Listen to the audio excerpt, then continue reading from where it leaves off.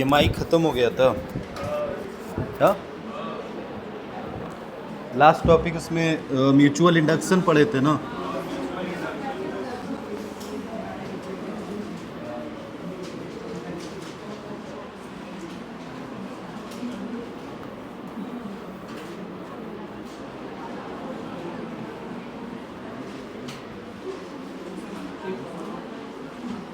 Heading डालिए नया, उसी चैप्टर के अंदर बात बंद कर लो, हेडिंग डालिएगा। क्वेश्चन किए थे नहीं ना? ठीक है, बस एक छोटा सा 2 टॉपिक बचा है, ख़त्म कर लो। सिलेबस में तो नहीं है।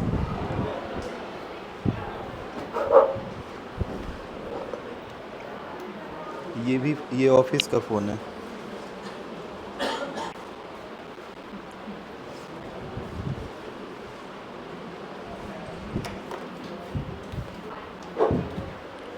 ठीक है, सुनिए, हमने लास्ट टॉपिक पढ़ा था mutual induction and self induction, यही ना? Self induction and mutual induction. तो सेल्फ इंडक्शन और म्यूचुअल इंडक्शन के बाद से हमने दोनों केसेस में एक क्वाइल को देखा था। ये क्वाइल या तो लॉन्ग सोलेनाइड होती थी या तो एक सिंपल क्वाइल कहा जाता था, जिसमें नंबर ऑफ टर्न n हो सकते हैं। टोटल नंबर ऑफ टर्न की बात करें तो इसमें total number of turn n हो सकते थे। सोलेनाइड में भी यही कहानी होती है। सोलेनाइड में भी हम देखते हैं कि सोलेनाइड का मतलब होता है कि अगर हमारे पास कोई भी एक ऐसे बेस है, इस बेस पे अगर हम ऐसे टर्न नंबर ऑफ टर्न बनाते जाएं किसी क्वाइल से, तो ये सोलेनाइड बन जाता है। अब इस सोलेनाइड में अगर वो आइडियल सोलेनाइड होगा तो जाहिर सी बात है इसका रेडियस बहुत छोटा होगा और इसका लेंथ जो होगा वो बहुत बड़ा होगा, लार्जर होगा। इसको हम आइडियल सोलेनाइड कहते हैं। तो हम अगर यहाँ से बेस हटा दें, अगर हम बेस हटा दें तो ये कुछ ऐसे दिखने लगेगा। बेस जिस पे हमने इसको लपेटा था ये हटा दें तो ये कुछ हमें ऐसे दिखने लगेगा। ये जो दिख रहा है इसको हम क्वाइल या इंडक्टर भी कह सकते हैं। इंडक्टर के नाम से जाना जाता है ये, ठीक है। अब मुद्दा ये है कि हमें अभी तक हमने देखा था कि कोई भी इंडक्टर या कोई क्वाइल ऐसे रखा जाता था तो उसके अंदर सेल्फ इंडक्शन होता था। सेल्फ इंडक्शन अगर होता था तो तुमने इसके अंदर ईएमएफ या इंड्यूस करंट जो जनरेट हो रहा था उसकी वैल्यू लिखी होगी। और जब म्यूचुअल इंडक्शन होता था, बात बंद कर लो भाई, तो उस केस में हमारे पास 2 क्वाइल होती थी। एक क्वाइल ऐसे थी और एक क्वाइल ऐसे थी। दोनों इसको बैटरी से जोड़ा गया था, करंट इसमें पास कराया जा रहा था, जबकि इसमें कोई करंट पास नहीं कराया जा रहा था। उसके बाद भी इसमें ईएमएफ प्रोड्यूस हो रहा था। इसकी वजह से इसमें जो ईएमएफ प्रोड्यूस हो रहा था ये म्यूचुअल इंडक्शन की वजह से हो रहा था। तो इस फिनोमिना में हम क्या देखे थे? Mutual induction. जबकि अगर हम बात करें इसमें तो हमने देखा था कि अगर हम इसको बैटरी या सेल से जोड़ दें और इसमें जो करंट फ्लो करे वो करंट अगर वेरिंग करंट होगा, इंक्रीज या डिक्रीज करेगा, तो इस क्वाइल के अंदर खुद का एक ईएमएफ इंड्यूस हो जाएगा। और वो जो ईएमएफ इंड्यूस होगा वो किस फिनोमिना के तहत होगा? तो ये म्यूचुअल इंडक्शन की वजह से हुआ था। ये किसकी वजह से होगा? सेल्फ इंडक्शन की वजह से होगा। दोनों के केस में हमें 2 कांस्टेंट मिले थे। सेल्फ इंडक्शन के केस में हमें सेल्फ इंडक्शन का कांस्टेंट मतलब coefficient of self induction L मिला था, और म्यूचुअल इंडक्शन के केस में हमें वही कांस्टेंट किस नाम से जाना गया था? M के नाम से जाना। ठीक है, तो ये जो हमने L पढ़ा था ये सेल्फ इंडक्शन था, उसका कोफिशिएंट। तो हमने बात किया था कि ईएमएफ की वैल्यू कितनी होगी, तो मैंने लिखा था -LdI/dt। शायद देखा था क्या आपने? यही लिखा गया था। और म्यूचुअल इंडक्शन वाले केस में यही ईएमएफ कितना हो गया था? तो सर -MdI/ क्या हो गया था? dt। अब ये लॉन्ग सोलेनाइड वाला केस नहीं है, सिंपल सी बात कर रहे थे। एल की वैल्यू और एम की वैल्यू यहाँ से आपने निकाली थी, ठीक है। या तो तुम ऐसे बोले होगे सर ये फ्लक्स का जो चेंज हुआ है वो फ्लक्स का चेंज कितना हुआ है, एल इंटू, अरे भाई आपने ऐसे लिखा था ना कि flux is directly proportional to क्या था, आई था। Flux is directly proportional to क्या था, आई। तो सर यहाँ से फ्लक्स की वैल्यू कितनी आएगी, एल इंटू आई आएगी, आएगी इतनी। अच्छा सर फ्लक्स का चेंज अगर कर देते हैं, फ्लक्स का चेंज कर देते हैं टाइम के हिसाब से, तो क्या बन जाएगा, क्या वही ईएमएफ बन जाता है क्या? फ्लक्स का चेंज टाइम के हिसाब से D phi by D T, क्या वही ईएमएफ बन जाता है क्या? फैराडे लॉ में यही तो पढ़ा है। तो क्या मैं यहाँ पे दोनों तरफ अगर टाइम के रिस्पेक्ट में डिफ्रेंशिएट कर देता हूँ तो क्या ये D phi by D T हो जाएगा? एल कांस्टेंट है, ये कितना हो जाएगा, D I by D T हो जाएगा। थोड़ा ध्यान से देखो, D phi by D T क्या यही ईएमएफ है क्या? और ये लेंज लॉ या दोनों अगर लगाएंगे तो क्या माइनस साइन के साथ ईएमएफ आएगा? तो माइनस इधर भेज दें तो ईएमएफ इज इक्वल टू कितना आ जाएगा, minus L D I by D T. समझ रहे हो इतनी बात? तो वही चीज़ हमने यहाँ पे डायरेक्ट लिख दिया था ईएमएफ की। वैसे ही एम की अगर बात करें तो एम में भी सर वही आपने बताया, क्या phi is directly proportional to क्या था, आई। तो sir phi is equal to क्या होगा, एम इंटू आई। दोनों तरफ से डिफ्रेंशिएट कर दीजिए, ये D phi by D T, ये D I by D T. तो sir D phi by D T क्या बन जाएगा, माइनस का ई, माइनस इधर भेज दें तो E is equal to minus M D I by क्या हो गया, डी टी हो गया। क्लियर है? अब हमें आज पढ़ना क्या है, ये तो हमने पढ़ लिया। अच्छा ठीक है, इसमें लॉन्ग सोलेनाइड वाला जब केस आया होगा तो उसका फॉर्मूला अलग अलग आया होगा। उसमें तुमने लॉन्ग सोलेनाइड जब था तो उसमें तुमने क्या निकाला, एल की वैल्यू, और जब लॉन्ग सोलेनाइड दो क्वाइल रखे गए थे तो उसमें तुमने क्या निकाला था, एम की वैल्यू। याद है वो फॉर्मूला? लॉन्ग सोलेनाइड वाला जो फॉर्मूला है ना, लॉन्ग सोलेनाइड वाला एल और एम निकालने का, वो बहुत इंपॉर्टेंट है। अभी उसी लास्ट पे हमें न्यूमेरिकल करना है, ठीक है। अभी वो फॉर्मूला देख लेना जो भी तुमने पढ़ा था। हम हेडिंग डालेंगे कॉम्बिनेशन किसका, इन्हीं इंडक्टर का। जैसे हम रजिस्टर का कॉम्बिनेशन करते हैं, अब हम इसी इंडक्टर का कॉम्बिनेशन करेंगे। तो हेडिंग डालिएगा कॉम्बिनेशन ऑफ इंडक्टर।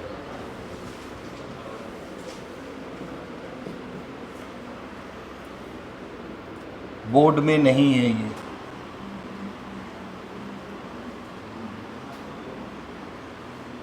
ठीक है, बोर्ड में नहीं है, ऊपर मैंने लिख दिया है, बोर्ड में नहीं है। ये बात आप वहाँ पे हेडिंग में मेंशन कर सकते।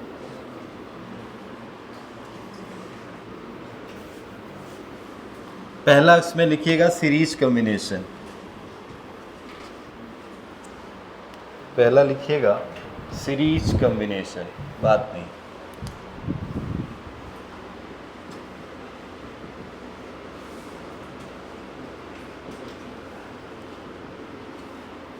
ठीक है, सीरीज कॉम्बिनेशन।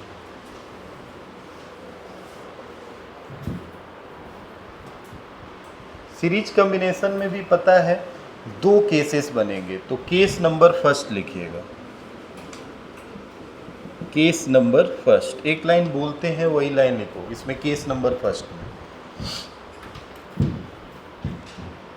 लिखना when current flow in a, case number first में आगे लिखना, केस नंबर फर्स्ट का नाम क्या है, when current flow in a same direction, when current flow in a same direction in a both coil,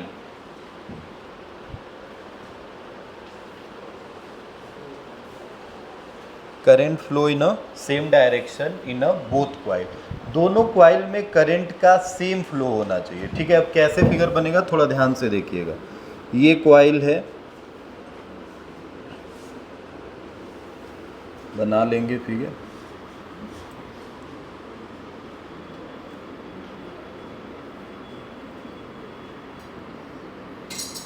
दो conductor, यहाँ पे इंडक्टर लगे हुए हैं, एक इंडक्टर ये, एक इंडक्टर है। करंट यहाँ से चलेगा आई, ध्यान से देखो, क्या इसमें भी आई आएगा, फिर यहाँ भी क्या निकलेगा आई, फिर नीचे आया, फिर घूमते हुए क्या ऊपर जाएगा आई। अब देखो इस करंट में भी, इसमें भी ऊपर जा रहा है, फिर ऐसे मुड़ा है, इसमें भी ऊपर जा रहा है, फिर क्या ऐसे मुड़ जाएगा यही आई, और फिर लास्ट में क्या निकल जाएगा आई। तो आई करंट हमने भेजा है और सर्किट से आई करंट वापस निकल गया। अच्छा, डायरेक्शन सेम है, किसका डायरेक्शन सेम है सर, करंट का। देखिए इसमें भी करंट इधर चल रही है, इसमें भी करंट इधर चल रही है। सीरीज कॉम्बिनेशन में ऐसा भी हो सकता है कि कॉइल के अंदर करंट का डायरेक्शन अपोजिट हो जाए, चेंज हो जाए। वो कैसे होगा तो वो अभी फिगर में दूसरे केस में देखेंगे। तो सर इसमें क्या मतलब होगा, तो थोड़ा ध्यान से देखो। इस कॉइल का ईएमएफ, क्योंकि इसका इंडक्टेंस L1 रहा होगा, सेल्फ इंडक्टेंस क्या रहा होगा, L1 रहा होगा, और म्यूचुअल इंडक्शन इसकी वजह से इसमें भी प्रोड्यूस हुआ होगा। दो कॉइल रखे गए हैं ना साथ में, तो देखो खुद के अंदर भी तो प्रोड्यूस होगा जो L1 हो गया, और इस कॉइल की वजह से भी इसमें ईएमएफ प्रोड्यूस होगा जो कि क्या रहा होगा, M1 रहा होगा। समझ रहे हो इतनी बात। अच्छा, इसमें इंडक्टेंस क्या रहा हुआ, L2 रहा होगा सेल्फ इंडक्टेंस, और इस कॉइल की वजह से इंडक्टेंस क्या रहा होगा, M2 रहा होगा। ठीक है, तो M1 M2 को हम M1 M2 न लेके सेम लेते हैं। म्यूचुअल इंडक्टेंस देखो, कॉइल जो है उसमें नंबर ऑफ टर्न, कॉइल का लेंथ, ये सब चीज़ें सेम रखी गई हैं। तो सेल्फ इंडक्टेंस खुद की वजह से चेंजेस तो अलग अलग आ रहे हैं। क्यों, क्योंकि सर ईएमएफ, अब तुम ऐसे देखो, सेल्फ इंडक्टेंस हम इसलिए चेंज मान रहे हैं क्योंकि ये कॉइल जो है और ये जो कॉइल है, पहले इसमें करंट चेंज हुआ, उसके बाद इसमें करंट चेंज हुआ। तो करंट पहले टाइम के हिसाब से इसमें चेंज हो गया, पहले हुआ, इस वजह से इसका सेल्फ इंडक्टेंस अलग है। बट म्यूचुअल इंडक्टेंस क्यों डिफरेंट नहीं लिखा सर, एम सेम लिख दिया। देखो क्या है, म्यूचुअल इंडक्टेंस मोस्टली टाइम में डिपेंड करता है नंबर ऑफ टर्न पे, एरिया पे, लेंथ पे, इन्हीं बातों पे डिपेंड करता है। तो म्यूचुअल इंडक्टेंस वाले केस में सब चीज़ इसके लिए क्या रही होगी, सेम। तो दोनों का म्यूचुअल इंडक्टेंस हमने क्या ले लिया है, सेम लिया है, एम कंसीडर किया। ऐसा नहीं, आप M1 M2 भी मान सकते हो, कोई दिक्कत नहीं है, मगर एनसीईआरटी में लिखा है ये बात। इसका ईएमएफ E1 हो जाएगा और इसके ईएमएफ को क्या लिख सकते हैं, E2 लिख सकते हैं। तो सर इन दोनों ईएमएफ को जोड़ेंगे तो क्या आएगा, क्या E इक्विवेलेंट आ जाएगा। तो E इक्विवेलेंट की वैल्यू कितनी हो जाएगी, E1 प्लस E2। अरे पैरेलल में क्या होता है, पोटेंशियल डिवाइड होता है, सेम क्या रहता है, करंट। सीरीज केस है ना भाई, सीरीज में क्या तुम्हारा करंट सेम रहेगा ना, बाकी डिफरेंट आप क्या देखेंगे, पोटेंशियल मतलब ईएमएफ। तो ईएमएफ इस कॉइल का E1 और इस कॉइल का क्या हो गया, E2। करंट तो सेम चल ही रहा है, तो जो डिफरेंट हो रहा है वहीं से कहानी स्टार्ट कर लो, E1 और E2। तो पहले E1 की वैल्यू बताओ कितनी होगी। तो सर E1 की वैल्यू निकालेंगे तो थोड़ा ध्यान से देखिए, E1 की वैल्यू क्या मैं ऐसे लिख सकता हूँ, -LdI/dt लिखा जा सकता है, सेल्फ इंडक्टेंस की वजह से। और म्यूचुअल इंडक्टेंस की वजह से भी क्या लिखा जाएगा, -MdI/dt। दोनों को जोड़ देंगे तो क्या नेट E1 मिल जाएगा। सर इसी तरह E2 अगर निकालना चाहें तो E2 की वैल्यू बताइए कितनी आएगी। सर -L, ये 1 होगा तो ये क्या 2 होगा क्या, अरे L2 है इसका, तो L2dI/ क्या होगा, dt, -MdI/ क्या होगा, dt। क्या यहाँ से E2 मिल गया, E1 E2 की वैल्यू उठा के यहाँ पे रख दीजिए। तो सर E इक्विवेलेंट कितना हो जाएगा, तो E1 की वैल्यू है सर -L1dI/dt, है ना, -MdI/dt प्लस जोड़ेंगे, किसको जोड़ना है सर, तो E2 को। तो E2 भी माइनस में है तो साइन क्या लगा लेंगे, माइनस क्या हो जाएगा, L2dI/dt -MdI/dt। ऐसे लिखा जा सकता है क्या, समझ रहे हो। अब थोड़ा ध्यान से देखो, E इक्विवेलेंट है तो सर E इक्विवेलेंट क्या रहा होगा। सर अगर E इक्विवेलेंट निकालना है ना तो E इक्विवेलेंट को ऐसे लिख सकते हैं, देखिएगा थोड़ा ध्यान से, क्या उसका जो भी म्यूचुअल और सेल्फ इंडक्टेंस का इक्विवेलेंट होगा, L इक्विवेलेंट लिख रहे हो ना, L इक्विवेलेंट, या जो भी इसका मतलब इस इंडक्टर का अगर सेल्फ इंडक्टेंस डिफर कर रहा है तो हम क्या यहाँ पे ऐसे लिख रहे हैं, E इक्विवेलेंट को ऐसे लिख सकते हैं क्या, LdI/dt। हो सकता है ये रहे या तो क्या रहे, MdI/dt। तो म्यूचुअल इंडक्टेंस सेम है तो म्यूचुअल इंडक्टेंस सेम है, तो ये वाला लिखने से अच्छा है मैं क्या यहाँ पे L इक्विवेलेंट di/dt लिख सकता हूँ। तो यहाँ पे लिखा जाएगा L इक्विवेलेंट di/dt। अब थोड़ा कंपेयर करेंगे, कंपेयर सर करेंगे, इसमें से माइनस का di/dt कॉमन ले लें और ये भी माइनस में रहेगा। माइनस में di/dt कॉमन लेंगे तो यहाँ पे क्या बच जाएगा L1, यहाँ पे क्या बच जाएगा L2। और थोड़ा ध्यान से देखो माइनस कॉमन हो गया है तो क्या ये प्लस का m बचेगा और प्लस का m बचेगा, मतलब कितना हो जाएगा प्लस का 2m। माइनस di/dt से माइनस di/dt खत्म हो जाएगा, देन L इक्विवेलेंट की वैल्यू कितनी आ जाएगी L1 प्लस L2 प्लस में कितना हो जाएगा 2m। ये होगा कॉम्बिनेशन। अगर मान लो हमारे पास और होता, एक कॉइल और होती तो क्या L इक्विवेलेंट की value L1 plus L2 plus L3 plus 3m हो जाता। समझ रहे हो इतनी बात। तो ये जो चीज़ यहाँ पे मानी गई है ना, थोड़ा ध्यान से बस ये बात समझना, इक्विवेलेंट में हमने केवल लिखा है L इक्विवेलेंट di/dt। सर ऐसा क्यों लिखा है, क्योंकि E1 में तो आपने L और M दोनों लिया है, इक्विवेलेंट में ऐसा क्या हो गया कि ओनली L इक्विवेलेंट लिखा जा रहा है। तो बात समझो भाई, हमने बोला कि L1 L2 ही जब डिफर लिए हो तो उन्हीं का तो इक्विवेलेंट निकालना है। M तो हर कॉइल के लिए क्या चल रहा है, सेम है। तो M तो आपस में या तो जुड़ जाएंगे या तो सब घट जाएंगे। तो यहाँ पे L1 plus L2 plus L3 इनका देखना था हमें। M तो आपस में वैसे भी क्या हो जा रहा है, जुड़ जा रहा है। या तो ये प्लस में आएगा 2m या तो किस में आएगा माइनस में, वो जुड़ेगा हमेशा क्योंकि सबकी वैल्यू क्या है, सेम है, m m m m। तो m m लिख देंगे हम। क्लियर है इतनी बात। लिखो पहले इसका फिगर बना के, उसके बाद करंट का डायरेक्शन चेंज करें। जल्दी करो।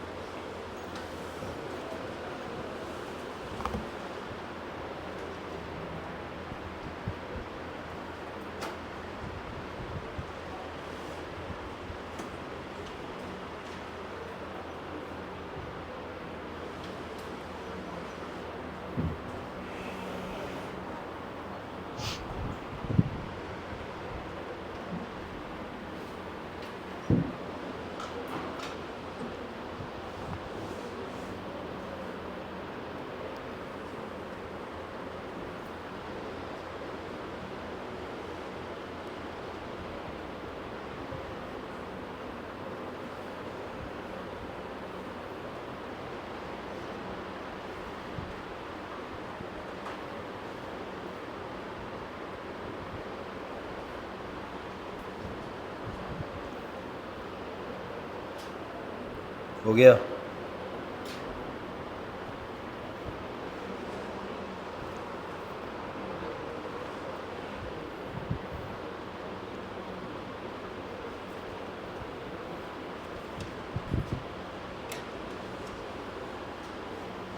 मिटाएं, ये फिगर मिटा दें। केस सेकेंड लिखिएगा, फिगर बस मिटा रहे हैं आप, लिखिए फटाक से लिख लीजिए, मैं तब तक फिगर बना रहा हूँ। अभी डायरेक्ट आप फिगर मत बनाइएगा, सेकंड का थोड़ा सा एक लाइन छोड़ दीजिएगा, लिखना होगा कि करंट का डायरेक्शन अपोजिट होने वाला है।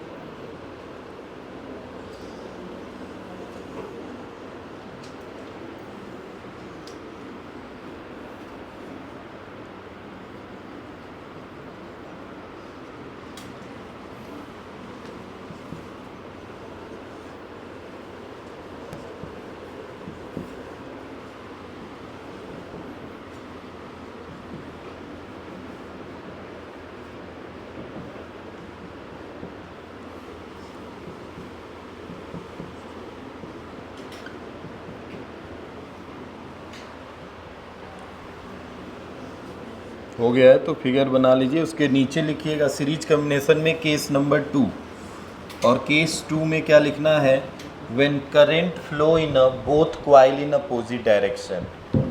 मैं लिख दे रहा हूँ, सीरीज कॉम्बिनेशन का केस 2 क्या होगा, when current flow in a both coil in opposite direction, दोनों में अलग अलग डिफरेंट डायरेक्शन में करंट फ्लो करेगा। ठीक है।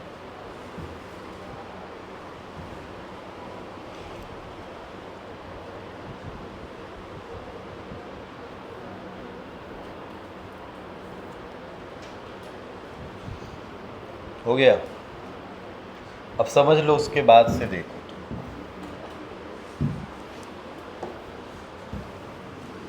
बताइएगा इसमें कहानी क्या होगी। मिटाना तो नहीं चाहिए था ये, बट ठीक है, मिटा के ही कर रहे हैं। पहले इस क्वाइल के लिए आओ, ध्यान से देखो, बात नहीं, इस क्वाइल के लिए आओ तो सर इसके लिए ईएमएफ E1 होगा, हाँ, और सर इस क्वाइल के लिए ईएमएफ क्या होगा सर, E2 होगा। क्यों होगा? क्योंकि L1 और L2 की वैल्यू डिफरेंट है, तो L1 L2 पे ही ईएमएफ मतलब डिपेंड कर रहा है, तो जाहिर सी बात है हम बोलेंगे E1 और E2 की वैल्यू डिफर कर जाएगी। तो सर नेट इक्विवेलेंट ईएमएफ निकालेंगे तो क्या दोनों को जोड़ना पड़ेगा? हाँ, क्योंकि सीरीज में है, ये दोनों सीरीज में लगे हैं, तो E1 प्लस E2 ही हो जाएगा सेम, क्योंकि करंट सेम रहता है, पोटेंशियल डिवाइड होता है, जोड़ देंगे नेट पोटेंशियल मिल जाएगा। तो सर E1 की वैल्यू क्या होगी, तो पहले निकाल लेते हैं। सर E1 की वैल्यू होगी -L1 di/dt हो जाएगी, ध्यान से देखना, कितना हो गई -L1 di/dt।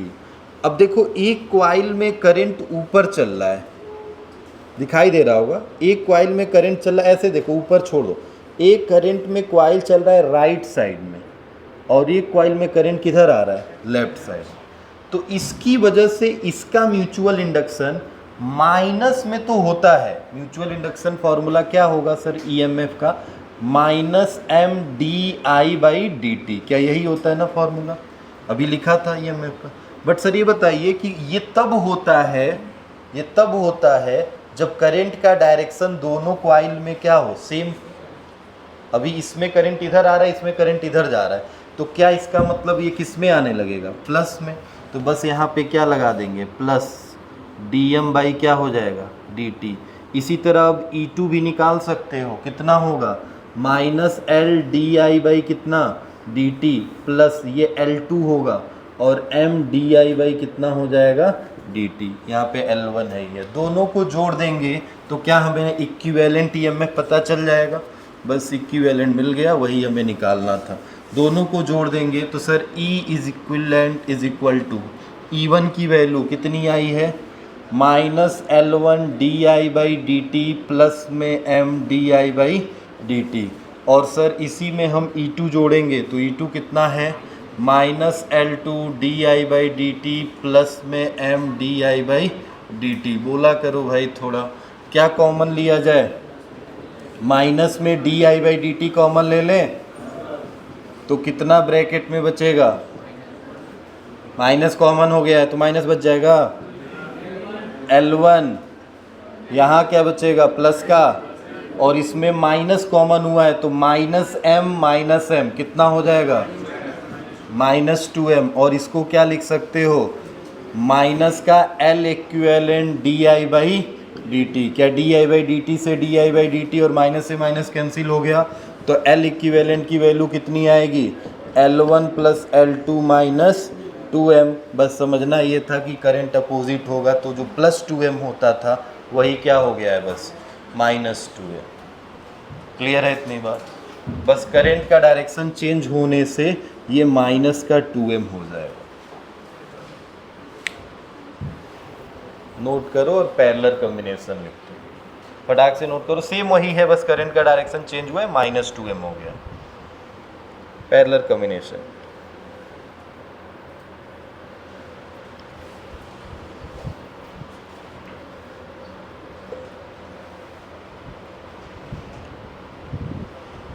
कल नया चैप्टर स्टार्ट किया जाएगा, आज तो अभी न्यूमेरिकल भी करना है इस पर, क्योंकि पीछे का न्यूमेरिकल अभी हुआ नहीं है, तो कल अल्टरनेटिंग करंट चैप्टर स्टार्ट करेंगे। अभी आज इसी को पढ़ लीजिए, न्यूमेरिकल कर लीजिए, टॉपिक भी ख़त्म हो जाएगा ये। इसमें एक टॉपिक अभी मैं छोड़ रहा हूँ, हम आपको एक टॉपिक पढ़ाएंगे LC ऑक्सीलेशन, तो उस पर मैं पढ़ाऊँगा कि जेई में क्वेश्चन पूछता है energy stored in a inductor, जैसे कैपेसिटर में कितनी एनर्जी स्टोर्ड होती है, वैसे इंडक्टर कितनी एनर्जी स्टोर करता है, वो एक टॉपिक है जो कि हम अभी नहीं पढ़ रहे हैं, क्योंकि हमें पढ़ना है LC ऑक्सीलेशन, तो फिर ये इंडक्टर आएगा EMW चैप्टर में, इलेक्ट्रोमैग्नेटिक वेव में, ठीक है, तो उसमें हम पढ़ेंगे वो। अगला हेडिंग डाल लीजिए पैरेलल कॉम्बिनेशन। नेक्स्ट हेडिंग डाल लीजिएगा पैरेलल कॉम्बिनेशन, हटा दें। पैरेलल कॉम्बिनेशन पढ़ते हैं भाई। पैरेलल कॉम्बिनेशन में म्यूचुअल इंडक्टेंस को हम अभी लेके नहीं चलेंगे, लास्ट में कंसीडर कर लेंगे। अगर म्यूचुअल इंडक्शन आएगा तो क्या होगा, वैसे म्यूचुअल इंडक्शन होगा नहीं, बट अगर ऐसा होता है, वैसे तो एनसीईआरटी में लास्ट में लिखा है बस एक ऐसे टाइप में, चलो देखा जाएगा क्या आ रहा है। हटाए भाई, ये हेडिंग डालिएगा पैरेलल कॉम्बिनेशन।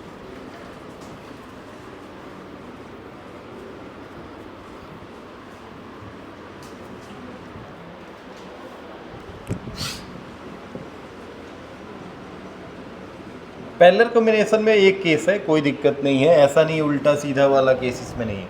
पैरेलल कॉम्बिनेशन में एक केस है, दो सर क्वाइल लगा दीजिए, एक क्वाइल ये ले लीजिए और एक क्वाइल ये ले लीजिए, दो क्वाइल जोड़ दीजिए, ऐसे पैरेलल हो गया। सर एक में अगर यहाँ से बैटरी जोड़ोगे तो क्या ईएमएफ इसमें करंट I1 भेजेगा और इसमें करंट क्या भेजेगा, बात बंद कर लो भाई और इधर ध्यान दो और बोला करो, I1 और इधर I2। इंडक्टर की वैल्यू कितनी है और इसकी m हमने नहीं लिया है, m इसलिए नहीं लिया, हमने बस कंसीडर किया है। वो लास्ट में जब डेरिवेशन आ जाएगा तो जैसे इसमें देखो, अगर मुझे पता होता पहले से कि इंडक्टर दोनों में म्यूचुअल इंडक्टेंस सेम है, तो करंट अपोजिट आता तो मैं -2m कर देता, और करंट सेम जाता तो मैं बस क्या कर देता, +2m कर देता। अगर मैं नहीं भी मानूँ उसमें m, तो क्या मेरा काम बिगड़ जाएगा? नहीं सर, मैं L1 + L2 + L3 + L4 ऐसे जोड़ता जाऊंगा, और लास्ट में अगर करंट सेम डायरेक्शन में है तो +4m कर दूंगा, करंट अपोजिट में होगा तो कितना कर दूंगा, -4m। ठीक है, तो m लेने से अच्छा है, क्योंकि डेरिवेशन ये बड़ा होता जा रहा है ना, देख रहे हो इतना 4 स्टेप में बड़ा है। अगर m नहीं होता तो केवल क्या लिखना पड़ता, -L1 di/dt -L2 di/dt, छोड़ दो m को, लास्ट में इंट्रोड्यूस करा देना, लिख देना -4m -2m जो भी है। तो हमने m इसमें माना नहीं है। ठीक है, अब बताइए इसमें क्या सेम होगा, EMF, करंट चेंज हो रहा है ना, सेम क्या हो रहा है, EMF। तो सर इसका भी EMF E होगा, इसका भी क्या होगा, E। तो चेंज हो रहा है करंट, एक में करंट जा रहा है I1 का और एक में I2 का। तो सर करंट कैसे चेंज होगा, आपको ही बताए, मतलब करंट को लिखेंगे कैसे EMF के टर्म में। अरे भाई हम ऐसे बोल रहे हैं कि सर I इक्विवेलेंट जो होगा ना, वो I1 प्लस क्या हो जाएगा, I2 हो जाएगा। अब I1 और I2 की वैल्यू निकालोगे तब ना पुट करोगे इसमें। तो सर हम ऐसा काम करते हैं, हम ये अच्छा नहीं लग रहा है, क्योंकि कहीं भी आपने I को केवल I नहीं लिखा है, di/dt लिखा है। तो ऐसा काम करते हैं, इसको दोनों तरफ टाइम के रिस्पेक्ट में डिफ्रेंशिएट कर देते हैं, चेंज तो कुछ नहीं होगा क्योंकि दोनों तरफ करना है। तो सर यहाँ पे di इक्विवेलेंट अपॉन में क्या हो जाएगा, dt, और इधर कितना हो जाएगा, di1/dt, और यहाँ पे कितना हो जाएगा, di2/dt हो जाएगा। समझ रहे हो इतनी बात। अब बताओ इसका EMF कितना होगा। सर अगर इस ऊपर वाले कॉइल का EMF देखें E, तो हमें क्या लिखना पड़ेगा, बोलो, -L1 di1 अपॉन में dt लिखना पड़ेगा ना, समझ रहे हो इतनी बात। अच्छा इसमें सर आएंगे EMF लिखने के लिए तो कितना होगा, -L2 di2/dt, करंट अलग आ रहा है ना, इसीलिए I2 लिखना पड़ा। ठीक, अब बात सुनो ध्यान से देखो, क्या मैं di1/dt और di2/dt इसकी वैल्यू निकाल लूँ, निकल जाएगी सर, इसकी वैल्यू निकाल लूँ, इसकी वैल्यू निकाल लूँ, तो सर क्या आएगी, यहाँ से मैं इसकी वैल्यू निकालना हूँ किसकी, di1/dt की, तो कितनी आएगी, माइनस में E अपॉन में, अरे L1 नीचे आ जाएगा, और सर यहाँ से di2/dt की वैल्यू निकाल लूँ तो कितना आएगा, माइनस में E अपॉन में L2 आएगा। EMF दोनों का सेम है तो E ही रहेगा, तो E/L2 E/L1, और माइनस साइन को इधर भेज दिया। क्लियर है, चलो अब बस हो गया, ख़त्म, आ गया आंसर, समझ गए हो क्या हो गया। सर अगर हम इन दोनों इक्वेशन में देखिए ध्यान से, di1/dt और di2/dt की वैल्यू को हमने लिखा है E/L, तो बताइए di इक्विवेलेंट अपॉन dt को क्या मैं E इक्विवेलेंट या E/L इक्विवेलेंट लिख सकता हूँ क्या? समझो क्या बोल रहा हूँ सर, मैं di1/dt को लिखा हूँ E अपॉन di2 को अपॉन dt को क्या लिखा हूँ E अपॉन, तो सर देखिए नीचे I1 है तो L1 है, I2 है तो L2 है, तो I इक्विवेलेंट है तो नीचे क्या L इक्विवेलेंट होगा। तो मैं क्या ऐसे लिख सकता हूँ इस इक्वेशन को, E upon L equivalent is equal to, इसकी वैल्यू कितनी आई है, माइनस कॉमन ले लिया, E upon plus E upon, और माइनस यहाँ भी तो रहा होगा क्योंकि ये दोनों किस में आए हैं, तो जाहिर सी बात है ये भी किस में आया होगा, माइनस में।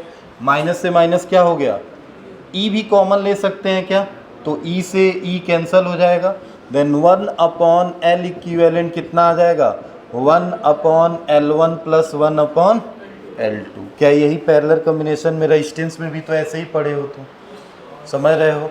अब सुनो ध्यान से, इसको क्या ऐसे लिख सकते हो, 1 अपॉन L इक्विवेलेंट, एलसीएम लोगे तो कितना हो जाएगा sir, L1 L2 L1 plus L2, और सर इसको उल्टा कर दें तो ये भी उल्टा हो जाएगा, तो सर L इक्विवेलेंट की वैल्यू कितनी आ जाएगी, यही होगी। ठीक है, नोट कर लो। अभी हमने क्या नहीं लिया है, म्यूचुअल इंडक्टेंस। ठीक है, तो अभी लास्ट में लिख देंगे कि म्यूचुअल इंडक्टेंस होगा तो उसमें क्या जुड़ जाएगा क्या घट जाएगा, बस यही है पैरेलल कॉम्बिनेशन।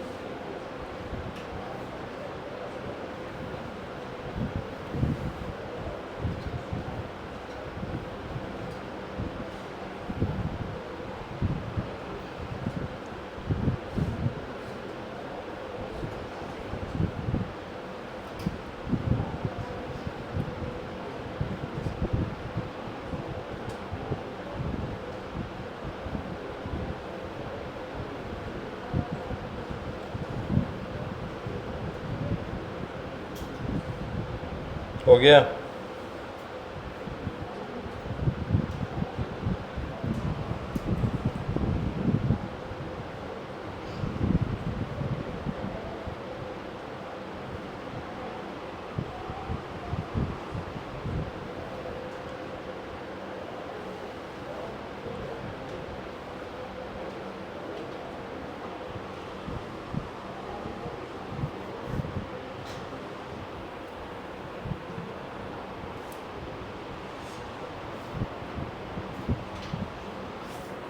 लास्ट में आपने म्यूचुअल इंडक्टेंस को भी थोड़ा इसमें इंट्रोड्यूस करा दो, लिख दो, if there is any mutual inductance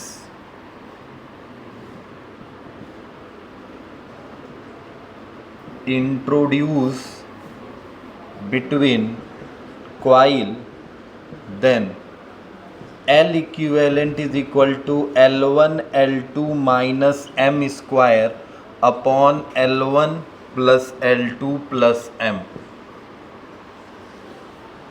इसमें तक कहानी थोड़ी सी चेंज है, अगर M है म्यूचुअल इंडक्टेंस है तो ऊपर में म्यूचुअल इंडक्टेंस का स्क्वायर माइनस हो जाएगा और नीचे में प्लस M हो जाएगा। कभी कभी ये माइनस M भी हो सकता है, तो प्लस माइनस लगा लूँ, वो चीज़ है, अब क्वेश्चन में बताएंगे कब प्लस और कब माइनस होगा।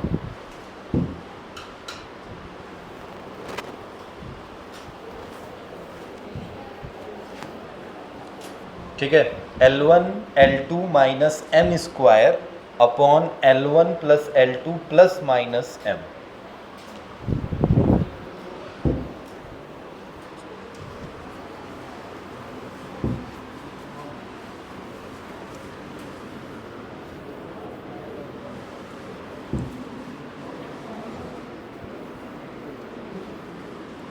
हटा दें, क्वेश्चन लिख रहे हैं, क्वेश्चन करिए। अभी जरूरी नहीं इसी पे क्वेश्चन करेंगे। अच्छा, एक जो फॉर्मूला पढ़े वो थोड़ा म्यूचुअल इंडक्टेंस वाला और सेल्फ इंडक्टेंस वाला बताना। लॉन्ग सोलेनाइड के लिए सेल्फ इंडक्टेंस की वैल्यू कितनी आई थी, याद है किसी को? म्यू नॉट, बोलो भाई, भूल गए? यही थी क्या? कैपिटल एन के टर्म में लिख रहा हूँ, स्मॉल एन के टर्म में नहीं। स्मॉल एन के टर्म में लिख लोगे? अरे कैप स्मॉल एन क्या होता है सर? तो रख नहीं दोगे यहाँ पे? ये भी तो हो जाएगा। बताइए सर, कैपिटल एन की जगह पे क्या लिखा जाएगा? तो रखोगे तो N square into L square, एक एल से एक एल कट जाएगा, कितना आ जाएगा बोलो? Mu nought N square A into L. क्या यही आएगा? यही है ना, लिखे हो ना कॉपी में? अच्छा, लॉन्ग सोलेनाइड के लिए म्यूचुअल इंडक्टेंस की वैल्यू हमें बस यही याद है, ये ऐसे टर्म में कैपिटल एन। ये मैं नहीं याद करता क्योंकि मुझे ये पता है, तो आप भी ऐसे ही याद रखो, केवल एक ये याद रखना है आपको। तो क्या होता है sir? Mu naught N1 N2 square है इसका, ध्यान दो, स्क्वायर है। ये कैपिटल में लिख रहे हो कि स्मॉल में? कैपिटल में पहले लिखो, N1 N2 अपॉन इंटू में A अपॉन में क्या होगा? L। ये स्क्वायर है कि नहीं है? नहीं है ना, उसमें ध्यान देना, इसमें स्क्वायर है और इसमें स्क्वायर नहीं है। तो सर यहाँ N1 की वैल्यू क्या होगी? तो सर ऐसे निकालिए, स्मॉल n1 होगा capital N1 upon L, length तो दोनों के लिए सेम था। और सर स्मॉल n2 होगा कैपिटल N2 अपॉन में L होगा। तो सर यहाँ से कैपिटल N1 की वैल्यू कितनी आएगी? बोलो भाई, N1 इंटू में, और कैपिटल N2 की वैल्यू कितनी आएगी? आएगी क्या? दोनों वैल्यू रखी जा सकती है, एक एल से एक एल कट जाएगा और अभी भी एक एल बचेगा क्योंकि दो एल आ रहे हैं ना, देखो, एक एल इसमें एक एल इसमें, तो एल एल क्या एल स्क्वायर होगा और नीचे वाले एक एल से एक एल कट जाएगा। तो बताइए m इज इक्वल टू क्या? Mu naught N1 N2 L या A इंटू एल, और L से L क्या हो गया? नीचे वाला तो ख़त्म हो गया। क्या यही फॉर्मूला बना है हमारे पास? याद रहेगा? ठीक है, तो आप इसमें बस सोचिए, ऐसे देखिए सर, इसमें n स्क्वायर है और इसमें वही दो क्वाइल है, तो n स्क्वायर में दो आया होगा, N1 और N2 डिवाइड कर दिया गया है। अगर यही सेम होता तो क्या स्क्वायर हो जाता? समझ रहे हो? और अगर डिफर है तो क्या N1 और N2 रहा होगा? तो इसमें डिफर है और इसमें सेम है, बस। हाँ, एरिया तुम्हें ध्यान देना है कि किसके रिगार्डिंग पूछ रहा है, क्रॉसपॉन्डिंग किसके। अगर करंट पहले में जा रहा है और दूसरे में इंड्यूस हो रहा है तो ये दूसरे का एरिया है। समझ रहे हो मैं क्या बोल रहा हूँ? जैसे क्वाइल ऐसे रखे हो ना, एक क्वाइल ये है और एक क्वाइल ये है, इसमें एरिया A1 है और इसका एरिया A2 है। ठीक है, बस बात समझो। अगर करंट तुमने बैटरी इसमें जोड़ी है तो तुम्हें इंड्यूस इसमें EMF कराना है ना। बैटरी इसमें जोड़े हो तो EMF किस में इंड्यूस कराओगे? E2 में। किस में इंड्यूस कराओगे? E2 में। तो E2 में सर जो म्यूचुअल इंडक्शन होगा वो M2 निकल के आ रहा है। म्यूचुअल इंडक्शन किसका निकल के आ रहा है? सेकेंड वाले क्वाइल का। किसके रिस्पेक्ट में? फर्स्ट वाला। तो इसमें अब ध्यान से सुनो, म्यू नॉट तो दोनों के लिए सेम रहेगा। सर N1 N2 तो लिख ही दिए हैं आप, ये भी चलिए, मगर एरिया किसका लेंगे? तो भाई जिसमें इंड्यूस हो रहा है उसी का तो एरिया लिया जाएगा। मैग्नेटिक फ्लक्स इससे निकलेगी तो इसमें पास करेगी, तो इसका जितना एरिया होगा उसी से तो पास करेगी, तो एरिया किसका लिया जाएगा? A2 का। समझ? लेंथ तो दोनों कॉइल का क्या लिया जाएगा? सेम। तो L दोनों का क्या लिया हूँ? सेम लिया। क्लियर है इतनी बात? अच्छा, अगर सपोज करो ये एरिया A1 है, ये A2 है, और बैटरी मैं यहाँ नहीं जोड़ रहा हूँ, मैं यहाँ जोड़ दूँ। अब बताओ क्या होगा? क्या सेकेंड वाले की वजह से किस में इंड्यूस हो रहा है ईएमएफ? फर्स्ट में। तो ये म्यूचुअल इंडक्टेंस किसका हो जाएगा?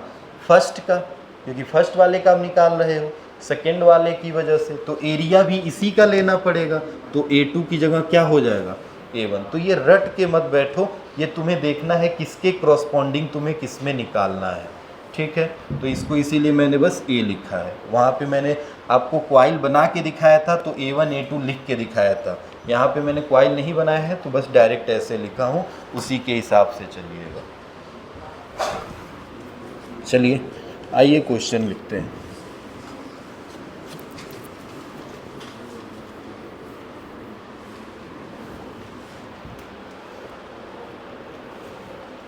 लिखो, पहला क्वेश्चन है। एक भी क्वेश्चन नहीं किए थे तब से? किए हो कुछ भी? कुछ भी नहीं? तो लिखो पहला question, if a rate change, paper में आया था ना ये म्यूचुअल इंडक्ट, आया था नहीं? सेल्फ इंडक्टेंस आया था? पढ़े ही नहीं होगे पेपर ही। अरे भाई लॉन्ग क्वेश्चन में ही था ना? नहीं था?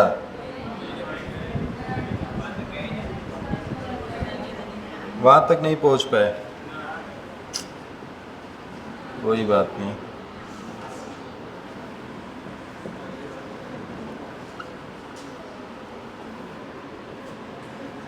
इतना आसान पेपर बनाया गया था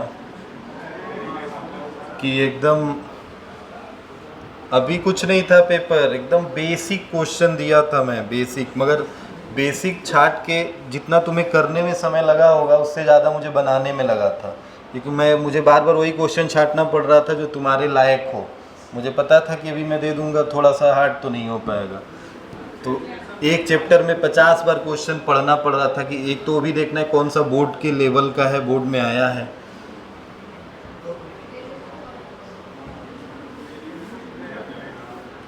इससे हार्ड आएगा पेपर। अभी जो तुम देखे हो ना वो सबसे बेसिक पेपर था। ऑब्जेक्टिव तो तुम देखे होगे कि सब हो जा रहा है, 2-4 ऑब्जेक्टिव को छोड़ दो तो वहाँ पे जाओगे तो सबसे पहले ऑब्जेक्टिव हिलेगा नहीं एक भी। उठा के देख लो थोड़ा, 2 साल का सैंपल पेपर, 3 साल का।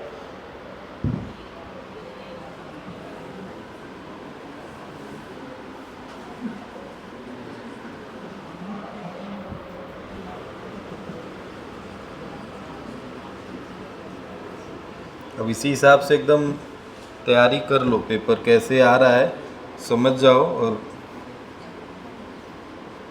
वहाँ पे ये नहीं चलेगा कि वहाँ तक पहुँचे नहीं थे, पेपर में पूछ रहे हैं सेल्फ इंडक्ट, पूछ रहे हैं ये म्यूचुअल इंडक्टेंस सेल्फ इंडक्टेंस से कुछ भी क्वेश्चन नहीं था। हाँ कह रहे नहीं था, रुको पढ़ते हैं।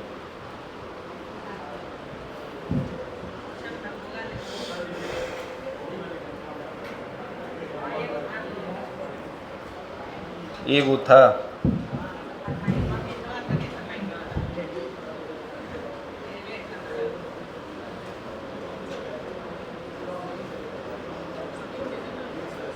चलो इसको करो, हम देख रहे हैं।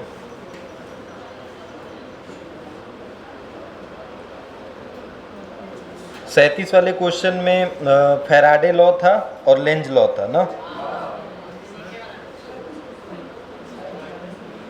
इतना आसान क्वेश्चन क्या हो सकता है 5 नंबर में? फैराडे लॉ, लेंज लॉ, उसके बाद एक ग्राफ बना के क्वेश्चन जो पूछा था एकदम बेसिक सा। बायो सेवर्ट लॉ एक था, मैथमेटिकल ऑपरेशन था। ये सब क्वेश्चन नहीं हो रहा है तो भाई साहब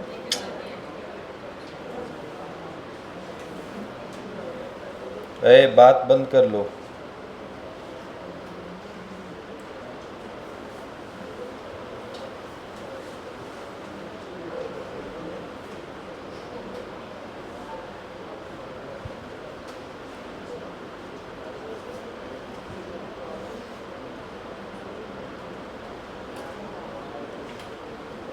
बताओ इसका आंसर आया?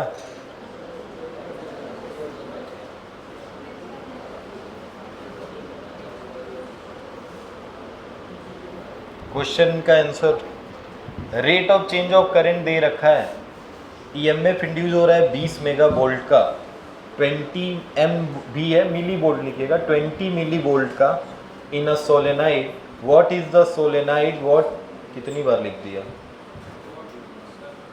क्वेश्चन में, क्या लिखा है, व्हाट इज द, बस ये सब 2 बार मत लिख देना भाई, in a solenoid what is the self inductance of the solenoid. आ गया, कितना आया, 5 -5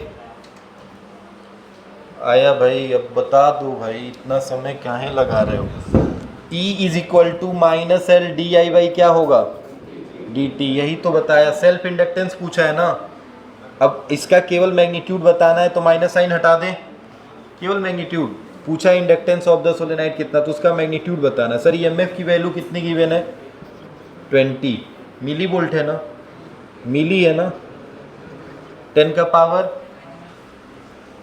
is equal to, sir L तो नहीं पता है, यही निकालना है। D I by D T कितना दिया है, 4, क्या ये इधर चला आएगा तो कितना हो जाएगा,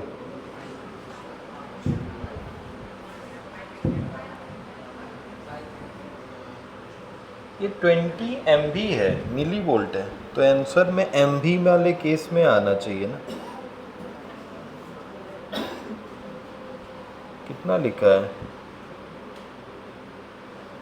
हाँ मिली हेनरी में आ रहा है, केवल मिली हेनरी छूट रहा था। ये 4 इधर आएगा, तो 4 इधर आएगा तो कट जाएगा, तो कितना हो जाएगा 5, तो 5 इंटू 10⁻³ तो इसको हेनरी बोल लो या मिली हेनरी बोल लो, तो 5 mH, ये किसकी वैल्यू आ गई, 5 mH L की, 5 मिली हेनरी, समझे हो भाई। नेक्स्ट लिखो,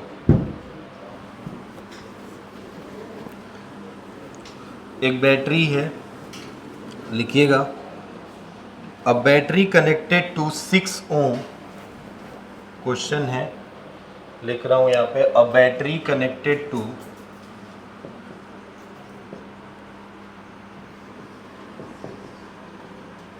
6 ohm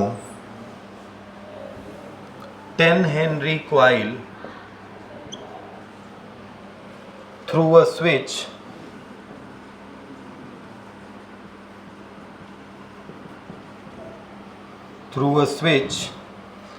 derive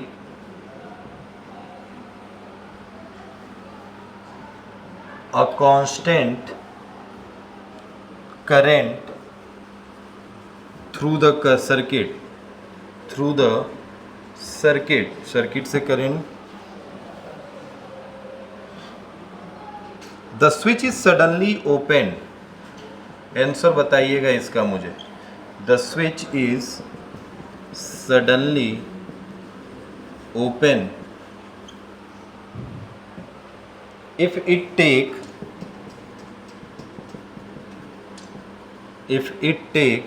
1 millisecond, बहुत कम टाइम ले रहा है, 1 millisecond to open the switch, हमसे पूछा है average EMF induced in coil is, question mark बताइएगा।